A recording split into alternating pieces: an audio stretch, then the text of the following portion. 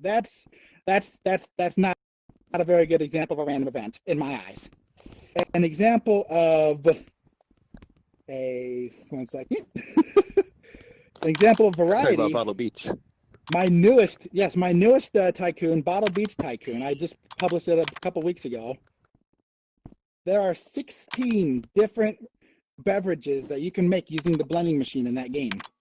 So when you go and collect all the ingredients all over the map, you actually have a little bit of variety, and the constant collecting ingredients doesn't feel quite as stale because you can control the outcome of your work by the choices you make.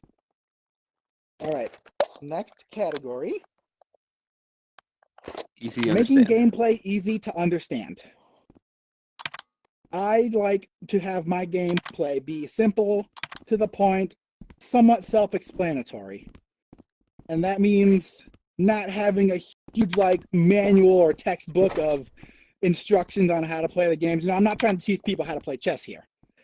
I'm like Mini Farm again. You take a seed, throw it in the ground, and you water it, and then you wait. Pretty easy. I mean, there's more to it than that, but it's pretty straightforward. You're growing plants. It's not like, polish the tractor, go file your taxes with the government for your land rights. It's not all that complex.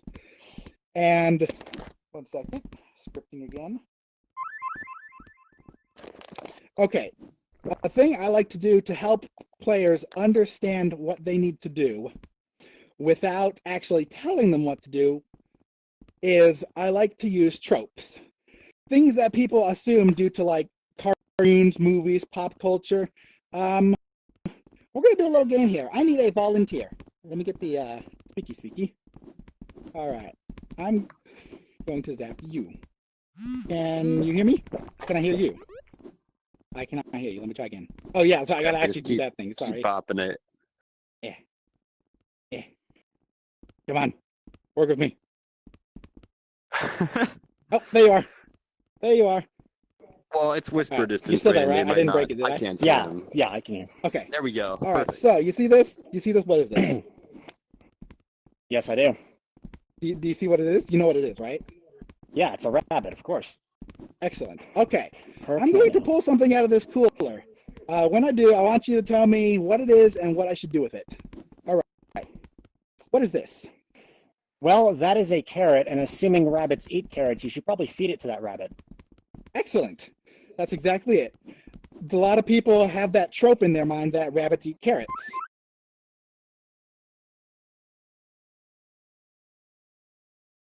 People's assumptions can help them figure out what to do on their own without you actually telling them. So I'm going to go ahead and feed the carrot to the bunny now. There we go. He is now fed. Fun fact. And it's not much really happened with that. Which takes me to my next thing. I like to make sure that players understand that their actions have consequences. When I gave the carrot to the bunny there, nothing happened. It just disappeared. Have you ever played Mario or Sonic? When you play those games, you collect a coin or a ring. Typically, a sound plays and a little sparkle effect, shows up on the screen to say, "Hey, you did a good. You collected it." I like to apply that same practice to my games. If I had the ink, I would have actually put the stuff in there as an example. What I would have done, and what I do often do, is if, for example, in Castaway Tycoon, you climb a tree to get a coconut or a pineapple or a banana. When you take that fruit, you put it in the little wooden crate. It does a little poof, and it makes a little bing noise to tell you, "Hey, you did it good. You collected some fruit. It's in your wallet now."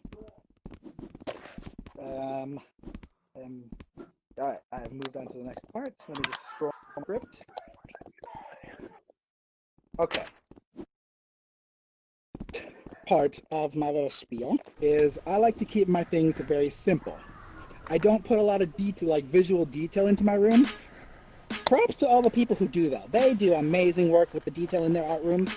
I'm not one of those people. I prefer to put more content rather than visual detail into my room. Who did You can see that with how simple, cartoony my style generally is. And one second, I lost my place. Where get 3 minutes here. Yes, I add to my rooms by sacrificing the visual effects because I like to make content for them. Ah! Lost my place again. Talk about open Yes, world okay. versus content dense. Oh, that's a little Over later. that? Yeah. My style actually has a bit of an origin. Back in the day when I was making like mini farm, mini miner, I actually didn't quite understand that cubes were not the only shape that were cheap. So I thought they were the cheapest shape, so I used nothing but cubes. Everything looked kind of Minecrafty and blocky. But as I got better, I actually learned, you know, tubes, spheres. They're also pretty cheap shapes. Now, as you can see, I sometimes use cylinders and other expensive shapes, but I use them sparingly. But by keeping the simple design, it allows me to put more content in my room. More Easter egg, circuitry, and speaking of simple designs, I also like to keep my maps very small. Like Merson's Quest, for example. That's one of my favorites. I loved building that room. But in Merson's Quest, each stage is not really much bigger than something you would see in like the Golden Trophy Quest or the Crimson Cauldron Quest. But because I made the map small and I keep my details simple, it lets me put more content into the rooms. Each room in Merson's Quest actually has a hidden collectible in it. And if you collect all 6, you get a secret prize at the end. Now, if I put a whole bunch of detail into the rooms and made the maps huge, I probably wouldn't be able to pull that off. Now, Imagination. yes. I love being very imaginative and creative in this game because I think that video games in general, not just Rec Room, I feel they should defy reality rather than try to emulate it. I do not prefer realistic graphics or realistic gameplay mechanics in the games that I play. Forcing he's I'm taunting more us. of a platformer guy. I'm more of a Gosh. fun puzzle guy. I like things that are cartoony, things that like magic and wizards and dragons and UFOs and laser guns, all the crazy imaginative stuff. I'm not one for realistics. However, if you are in for realistics, good on you. I totally respect that. Everybody's different. And oh yes, the dreams. One thing I do to supplement a lot of my creation sometimes is I actually have a little log, a little list that I keep at my bedside. Whenever I wake up from a really weird dream, I will write down everything I can remember about that dream. I actually used this in Merson's Quest to stage Bottle Beach and Bottle Beach Tycoon. Both were based on a dream that I had about a beach comprised entirely out of whole, unbroken glass bottles. Rocks, just glass bottles. And in Merson's Quest, there's a weapon. I call it the Beluga Walloper. It's a gun that is a beluga whale with robo punching fists with little boxing gloves on them. That's also based on a weird dream I had, which had a beluga whale, but the torso of the whale was clear, and it had like human bare knuckle fists. It was weird. I have weird dreams, but I would encourage all of you to start doing this practice as well. If just like keep a notepad at your bedside or your phone, your tablet, and if you wake up from a weird dream, write down everything you can remember before you keep become a super gun awake next and to you my forget bed everything. 'cause I'm American. Because you can use that to your advantage if you like to create imaginative things as well. All right. Another thing I like to keep in mind is trying new things. I like to try new things every now and then. I'm mostly known for tycoons. That's the fact. I got Castaway Sexy Tycoon, tycoon. Mini Farm Classic, Mini Mining Simulator, Lemonade Simulator. The list goes on. And I got a lot more down coming along the way. But as you can see, I have Party Venue and Merson's Quest, and I also participated in a Cozy Clue Mansion. I'm not afraid to try new mediums. And I actually did try a horror genre last year. I tried making this haunted candy hunt, which was like a spooky, scary level just up at the Tycoon. It flopped. It did terrible. But, you know, You win some, you lose some, and that's an important thing. Just because you fail doesn't mean You give up. gotta You just up give the fuck and up. never do it Don't again. listen to I'm what he's gonna try saying. again in the future. You can count on that. I think he didn't hear us. Which brings me to my final point. Don't be afraid to go back and redo things that you've done in the past. Shining example, Mini Farm Classic versus the Mini Farm. This one came first. It was, you can see, it's literally in a sandbox room. Very basic, only cubes. The gameplay was very, The circuitry was not very efficient. There wasn't a whole bunch of content because I was not experienced at the time, and there were resources. But as Rec Room adds more tools for the creators, and I got more experience, this was born. It has way more content, better circuits, an actual map. And I plan to do another one in the future with circuits. Can you hear us? Redo things I've already done as I get better. You can only go up. You can only go up. Did he make a full? Oh wait, he created that. Oh. Nobody here, Marston? He wasn't always the handsome devil he always was. I mean, that he was. He wasn't always that way. Jeez. He's not even handsome. Oh god, I should have said that. These are several stages of Merson's existence. Back when I started, he was literally a game piece out of the Maker Pen that I put googly eyes on. And then, as I got better with the Maker Pen, I'd go back, I'd do them again. Wow. I'd do them again. Maybe we'll try it if we watch. Because it just looks awful, so I scrapped it and I tried again. It's okay to fail. I know people don't like the idea that, It's just for a clipboard. Nah, we don't want to get gift making boys. something, and it just doesn't turn out right. It does stink a little bit to have to do it all over again, or to pass a couple hours away. But hey, you got to keep going at it. And then this latest version, this is the one that was in Merson's Quest. This one I actually made recently with the new shapes and the new colors that Rec Room added. So once again, I upgraded him. And closing remarks, like I said before, the most important part of improving your skills is not necessarily, as good as it is to learn the Maker Pen. That's only part of it. The other part is you never stop building. And voice crack! He just had a voice crack! Shut the fuck up! Keep trying, and eventually you'll be doing wonderful, amazing things. That's it for my half of the panel. Fabian's going to go ahead and take over. He's going to talk about some circuitry stuff. He is a background circuit designer, so he's not one of the people who's like, Shut it down! Which is a very underappreciated job. So be sure to give him a lot of love. A lot of love. All right, take it away, Fabe. Thank you, Rainen. Can we get the... Yeah, perfect. All right. So, to elaborate on that, thank you. I almost said thank you, Fabrin. Hi, I'm Fabrin, and I've been playing Rec Room since June 28th of 2018. Nobody Shortly cares. after getting my HTC Vive, my first headset. Two of the things I started doing in Rec Room were playing quests and learning to use circuits, which didn't even have state machines and animation gizmos back in that day, for those who remember. Good times. And after I started getting help from creators, well, let me start. When I started learning about circuits, I got help from a couple of very nice creators. One being Sentail. You might know him for some rooms he's made, including that pirate game where one team defends an island, the other attacks on a ship, and then they switch sides. The other being the Human Enigma. He did the... What? The Human Enigma? What? Those two helped me, along with my computer science background, start getting into circuits. And so the very first room I made was a room called Jug Juggling. That room was a simple game of catch where there's two players, one of them spawns with a rum jug, and they play catch with it. And for every time someone catches it, you gain points. So I had to solve simple problems like making sure they can't just pick it up and catch it themselves over and over, so they have to throw it back and forth, and so on. And the game ends when the jug breaks.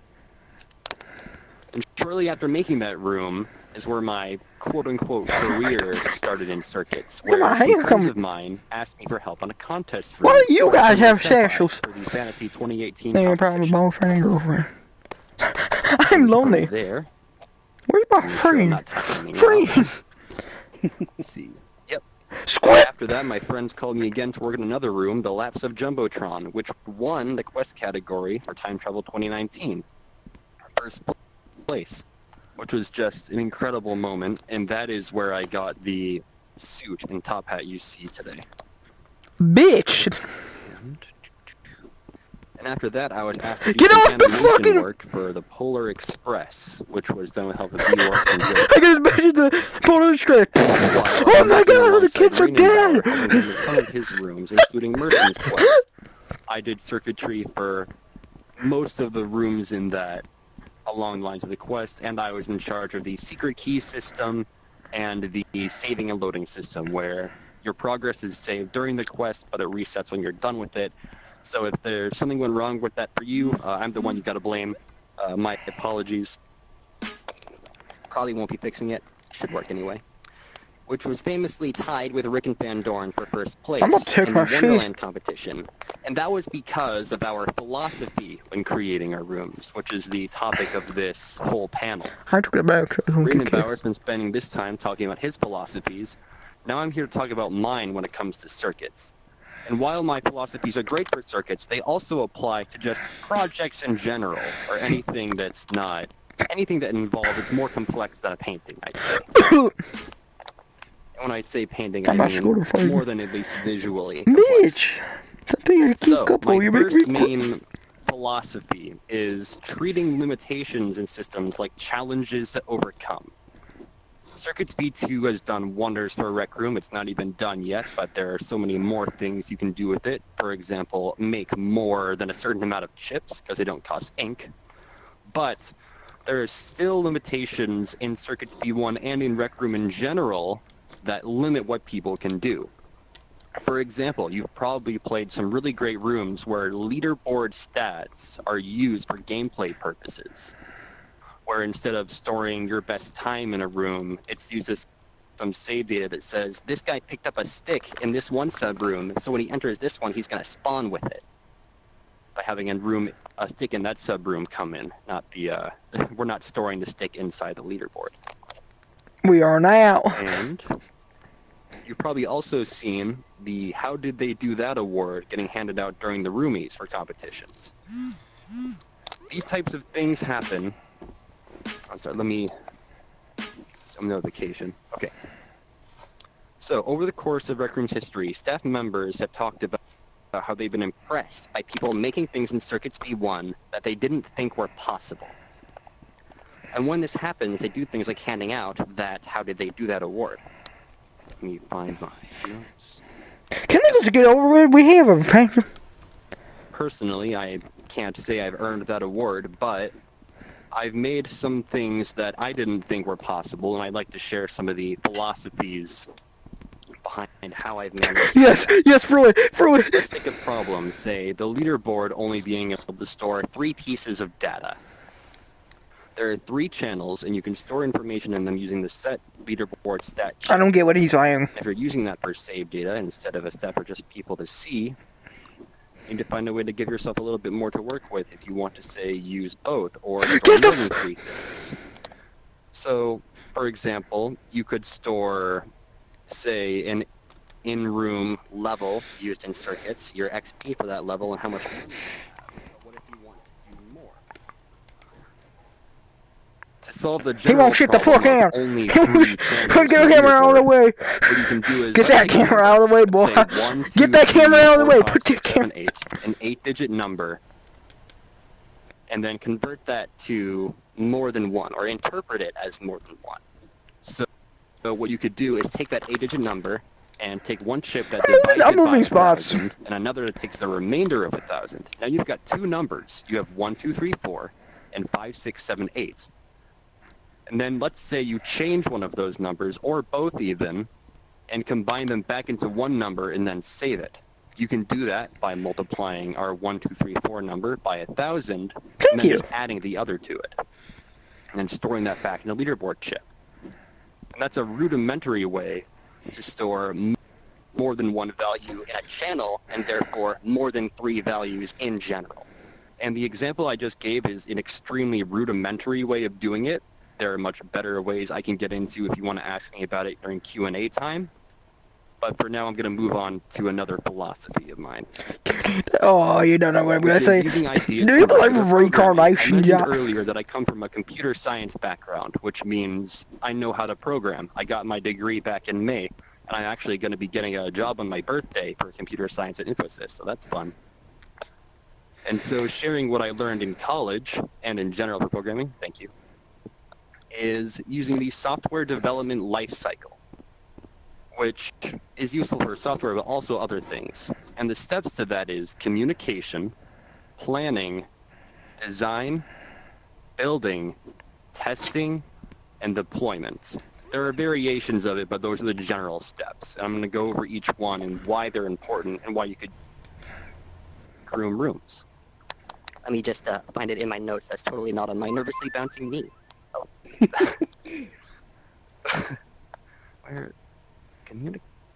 Okay, here it is. Communication is when you sit down with people you're working with and ask what you want to make. For example, if you want to make a tycoon with a friend, you go over the theme, how do people get money, how quickly you should get it, and so on. It's a way of making sure everyone has the right idea of what to make before you start making it. And then there's planning. Planning is when you go into detail about how the room is going to be constructed, so that while you're building it, you don't Fat rat, fat rat, fat rat, fat rat, fat rat, fat rat. directing it. You want to have a clear blueprint for all the different mechanics of the room and how they'll be implemented if you can help it. So that's But a anyway, jellyfish the better over you here. plan, the more likely you'll be to not run into certain types of problems. There is such a thing as over-planning, but with experience, you can handle that. As long as you know conceptually, think about thing before you do thing is good. Amen. Me explaining Yeah. computer science.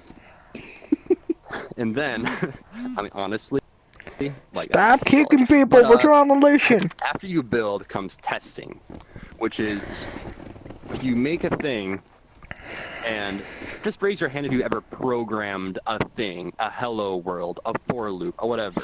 Lots of hands. I Have made you ever it. run into bugs? It's called penis. Yes, if not, you're wrong, because code is usually more bug than not bug when you're first making it. That's what testing is for. And that's especially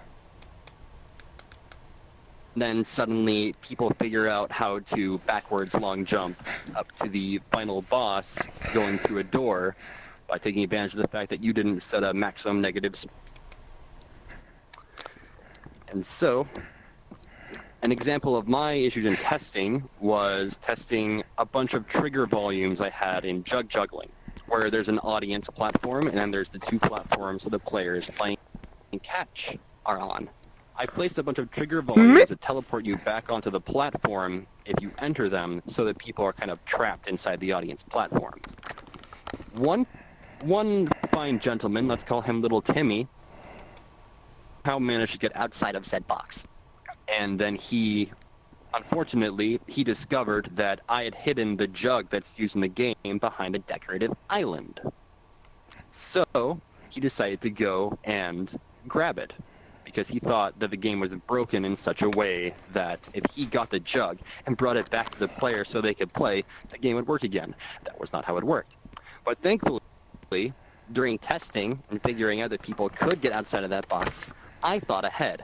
I couldn't Why work around did you trying to just make a perfect just solution to glitch get out to people the in stage? because those invisible After that collisions hadn't experiment, been I don't made the yet. Q&A. So I put another trigger volume around that island to make sure that when Little Timmy would walk over there, and he did, when he tried to pick up that jug, he got teleported back. He was not satisfied about that solution. I was.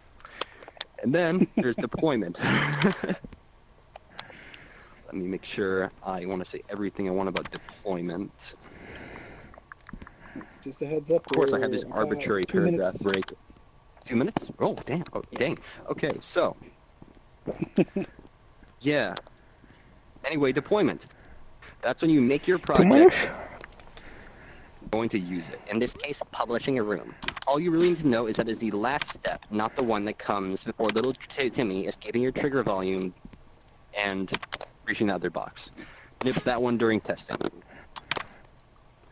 Oh, yes. One more very important thing about computer science in Rec Room is Learn data structures.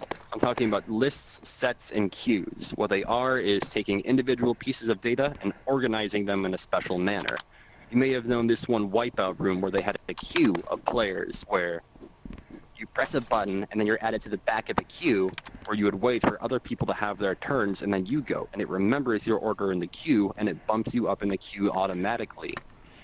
Learn to make those. They're hard to make in Rec Room, but it's possible, and I've done them, and I've used them to make a randomly generated climbing wall. And my final thing, so we've got 2 minutes, 1 minute. Yeah.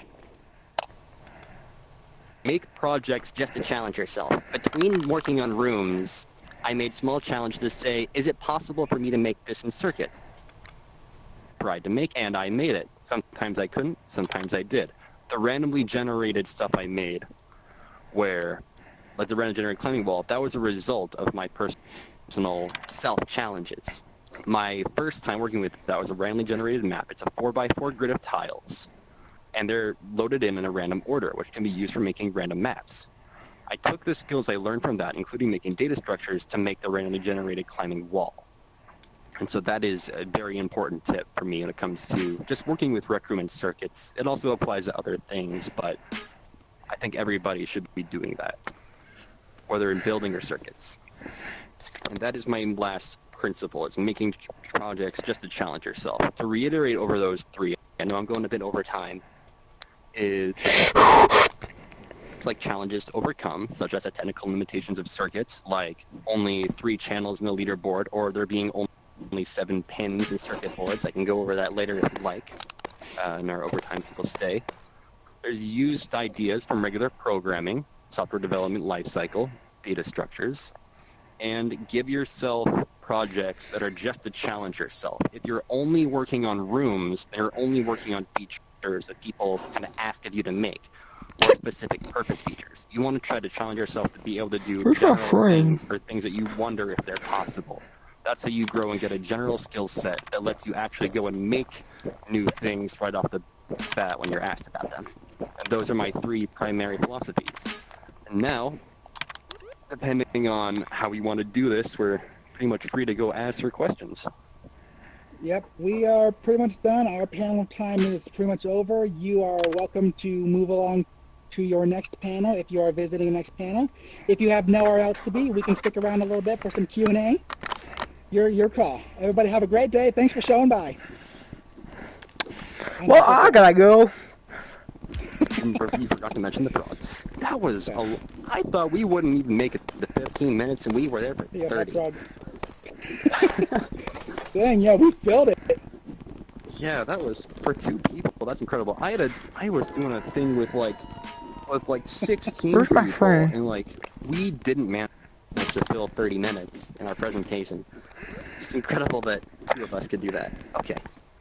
All right. Are we gonna try the mic, which is kind of glitchy, or are we just gonna go like, yes, hello, what is your question? I will now loudly repeat your question, or like, how do you want to do it? We can try the zapper. Yeah. I get some water. I have it right on my side. Just a reminder, yep, our panel is complete. Y'all will move along if you decide to move along, but if you got nowhere else to be, Hydration. we're doing a Q&A. Here, hello. Here, take the wand. Here, take the wand. Oh, wait, you gotta go back there to take the wand. You want to take the wand? Yeah, I'm drinking agua first. Yeah. Well, that was sort of fun. Well, that was sort of fun.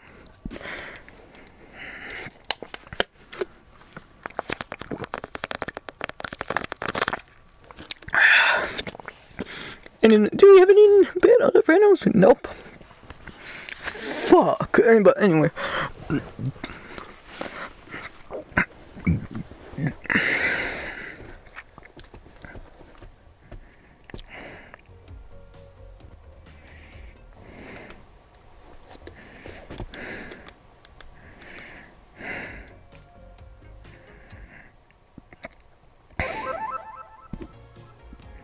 Well, that was sort of fun.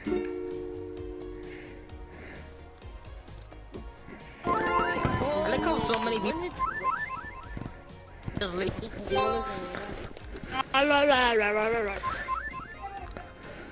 Well, time to make a private. Jesus. You bitch.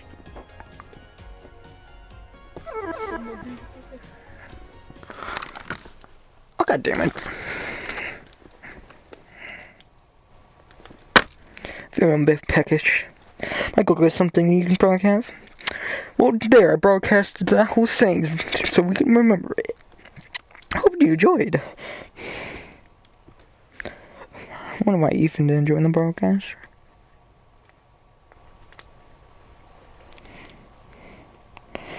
I want to see if I can find people. Can I still in 5 people and take broadcast? I just want to find some people.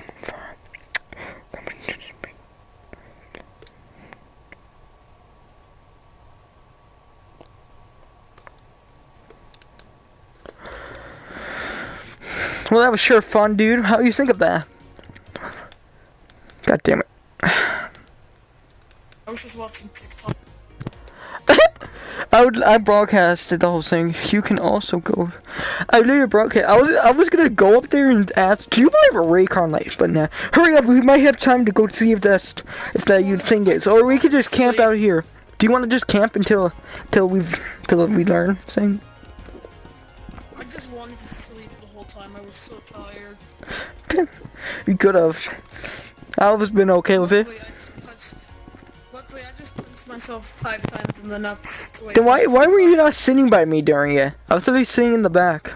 Wait, you were sitting in the back? Yeah, in the back. Where were you? I was trying to get really close to the rabbit. Bro, how did we get out here? We really were just inside somewhere. How did we get here? Yeah, we were inside of that place over there. Bro.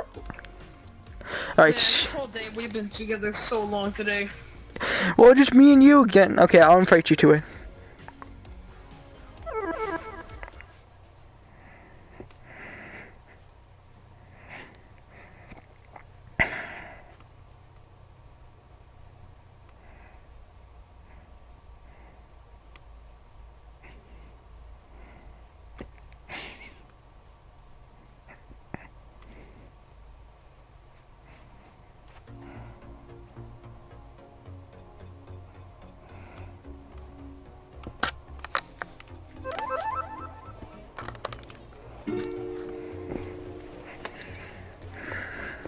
That's actually the first.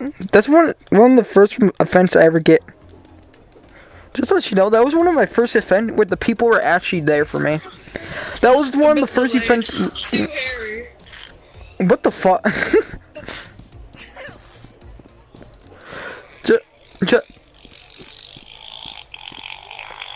What the fuck? Yeah, I'm gonna stop. Yeah, 1 second. I gotta. Alright, broadcast that. That's it. Wanna know what that was? Wanna know what that was, man? What? I was watching it.